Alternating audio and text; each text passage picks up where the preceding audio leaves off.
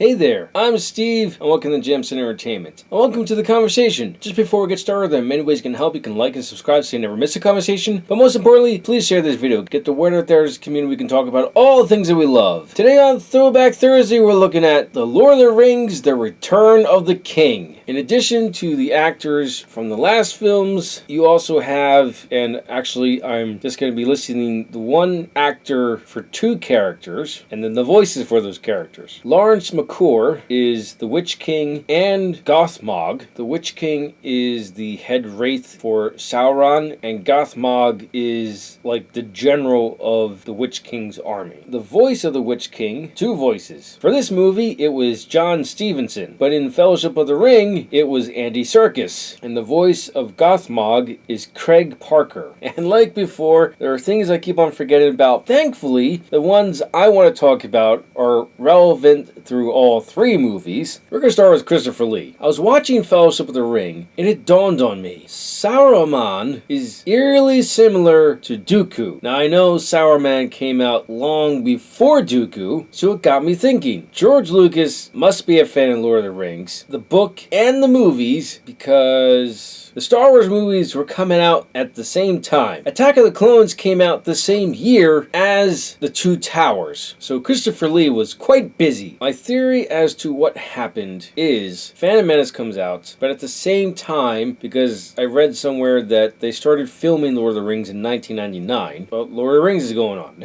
After Phantom Menace, and George likes to spread his movies out 3 years apart, while he was working on Attack of the Clones, he was like, that Saruman character. I remember reading he was pretty awesome. Bad guy, but awesome. I wonder if I could do something similar. And then you get Dooku, which is basically Saruman of Star Wars. And Christopher Lee is such, or was, unfortunately, he's passed a while ago, an amazing actor, an amazing person. He's the only cast member in Lord of the Rings to have actually met J.R.R. Tolkien. He is the inspiration for James Bond, because his cousin is Ian Fleming, so he was James Bond. I'm going to jump ahead a little bit, but it's not too far. The part where the present in the movie starts. The Fellowship comes upon Isengard to confront Saruman and get answers from him. Wormtongue is a character I didn't mention other than the actor who played him, Brad Dourif, in Two Towers that was helping Saruman corrupt King Theoden of Rohan. Once Theoden comes back, he flees to Saruman, and now Saruman and Grima Wormtongue are on top of the tower talking to Gandalf and crew. Grima betrays Saruman. Now, in the making of part, Peter Jackson was directing Christopher Lee. This is how I want you to sound when you get stabbed in the back. Christopher Lee, being the amazing person that he was, came back at Peter Jackson with, do you have any idea what a man actually sounds like when they're stabbed in the back? And Peter Jackson is like, well, no. And Christopher Lee was like, I'll take care of this. Long story short, the very little knowledge I have about Christopher Lee, it would be fascinating to learn his whole life story, but part of my little knowledge about him is he was a spy during World War II. That's how he would get such knowledge. And I'll get to the other point I kept on forgetting to mention a little later. So, this movie starts out, and I've been thinking about this for a while. I can't do it because I'm laughing too much. I'm gonna try.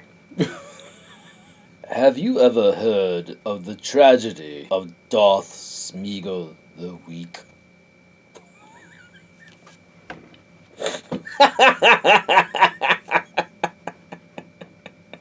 So yeah, that's what this movie starts out with. How Smeagol becomes Gollum. Him and his buddy? I don't know. It's ambiguous the relationship these two have. I'm gonna go with buddy. Deagle are fishing. Deagle has a big fish on the end of his line, and the fish is so big, and remember, hobbits are like 3.5 feet tall. He gets dragged into the river. Eventually he lets go because he doesn't want to drown, and Deagle finds the One Ring, brings it to the surface, and Smeagol finds him, and he also sees the ring. And here, the allegory of addiction or greed, that's another thing that the ring can represent, is immediate with Deagle and Smeagol. So much so, Smeagol commits murder. And if you watched the behind the scenes of Andy Serkis performing on top and Smeagol/Gollum on the bottom half of the screen, he calls himself a murderer in the psychological battle that he has with himself. Again, A-list cast. You would believe that this actually happened despite the fact that Middle-earth is just the fantasy of J.R.R. Tolkien. He was such a prolific writer. Peter Jackson is a prolific director. So I pointed out that there was war coming in The Two Towers. The war's here, and this movie does it right, as opposed to what Peter Jackson tried to do in Battle of the Five Armies, which again, I'm mostly going to blame on studio interference. Here, it's done so well, because it's broken up with a myriad of other events, and the battle progressively gets bigger and more epic. It's just masterfully done. This is how you do fantasy war. Now the other point that I want to talk about. The orcs here, the majority of the ones you see, especially in close-up shots, all practical. You have dozens, 100 or so or more actual people went through makeup to look like orcs. It is vastly superior to the CGI that they used for the orcs in the Hobbit movies. You need to watch the movie. It's 4 hours and 20 minutes. You don't feel it. Again, until you switch the disc. But again, even after that, you're just sucked right back into this world and you're taken for a ride. It's an experience watching all of these, even on your TV. I would imagine, because it's been a while since I've seen them in theaters, you absolutely get lost watching The Lord of the Rings on the big screen, which...